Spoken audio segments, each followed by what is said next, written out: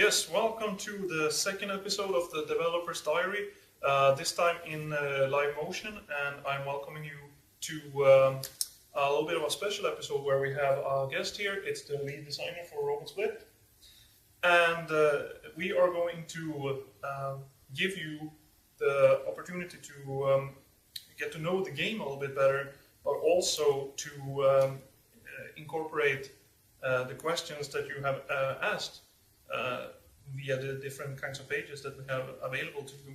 And I strongly advise you to still look out for our polls, the story, and all the other teaser material that you will see on Facebook. And pretty soon we will also have some really exciting new material for you to see, not only on the YouTube channel with the Developer Diaries, but also on the Facebook and Eric's personal blog, of course.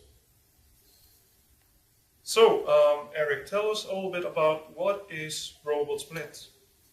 RobotSplit is a PC platformer game, and where you have to solve a lot of puzzles. But you have more or less two focuses of the game. You have, first of all, you play the story mode, and then that's your first introduction to the levels, and then you have to solve the puzzles at the first time, so it's going to take quite long. And then the second part of the game is a time trial, which is a pretty big part of the game if you like to compete with your friends or people from all over the world. So the thing is, you have these levels and you can complete them in many different ways. And you have Styx, the main character, who can, among other things, he can split his body and use, each part of his body can use different abilities. And if you use these abilities correctly, you can complete the levels quicker, and it's very fun.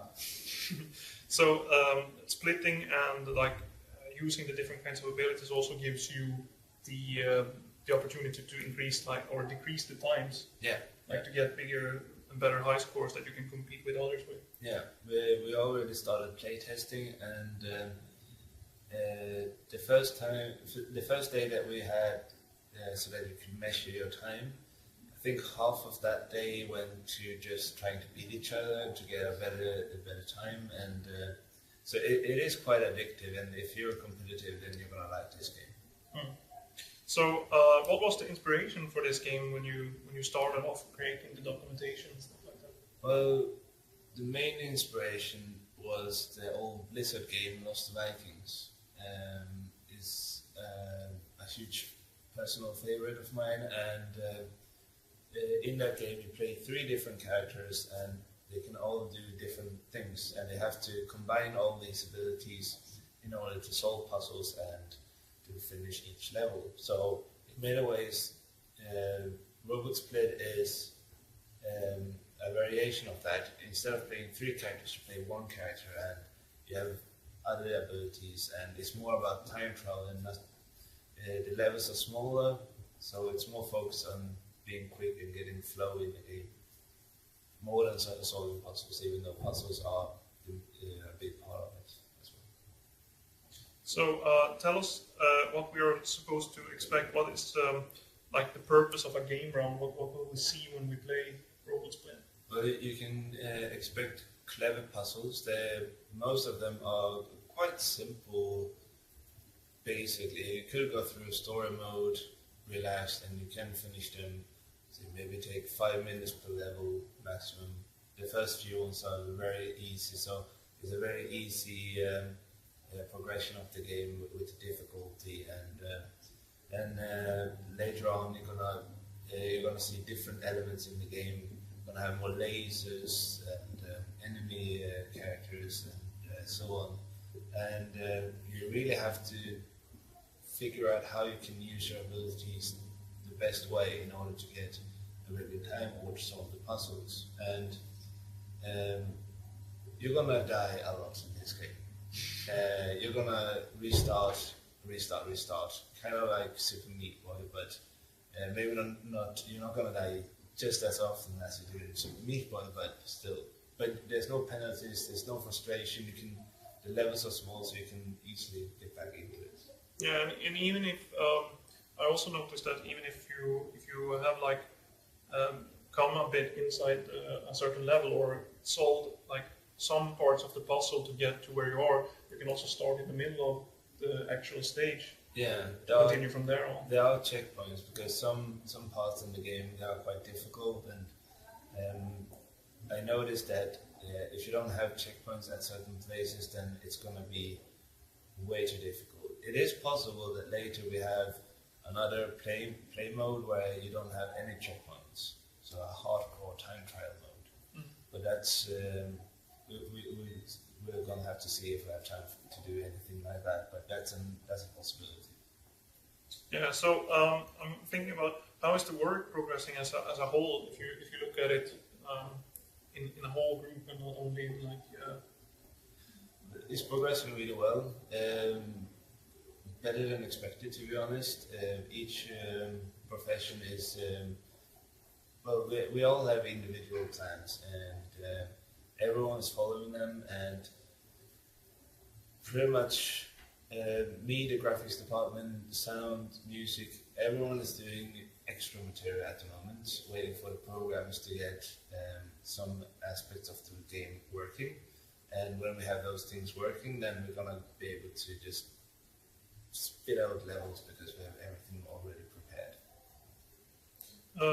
Is RobotSplit becoming the game that you expected when you sat down with it? Maybe from the first part, but also like when the actual project started to develop. Yes and no. Yes, because what I really wanted from the beginning was a platformer, a more old school platformer where timing is important and it's not too simple. It's still it's accessible, but it's more because of the different abilities that Styx, the main character, has. It's not an easy game all the time, but you can master this. It's easy to get into, but it's hard to master. And what isn't really what I expected. There's only small parts that you have always, as a designer, you always have this picture in your head, graphic wise and all the other things. And well, it looks better than it looked in my head, to be honest. That's a good progression. Yeah, so it's a good thing. So where do we expect to play RobotSplit? What are we aiming for?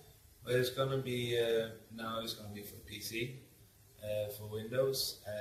It was initially planned to be for smartphones, but we changed the whole scope for the project and decided to go for Windows instead, to make it more accessible and to make the levels bigger and more interesting.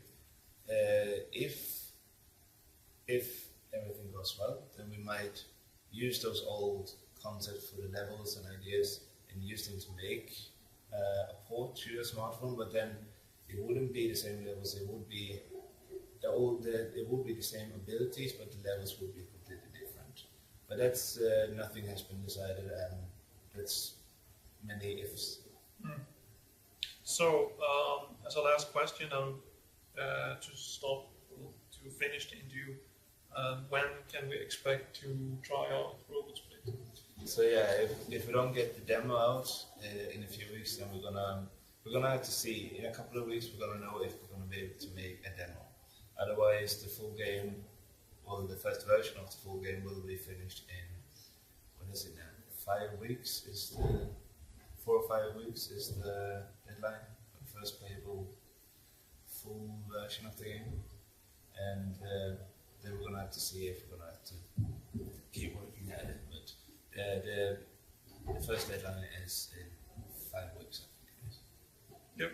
Thank you, Eric, for this short developer's interview. And as I said, I strongly advise you to keep updated on our page. As you know, we are currently in development, and we're going to get out a demo version pretty soon. And if not, at least trailer material and as much as possible when we have our deadline. And then we'll see if we can keep progressing with the game or not. So until next time, we're going to keep you posted and keep your eyes open for more material. I'm saying thank you from Watermelon Games, and me and Eric will keep working.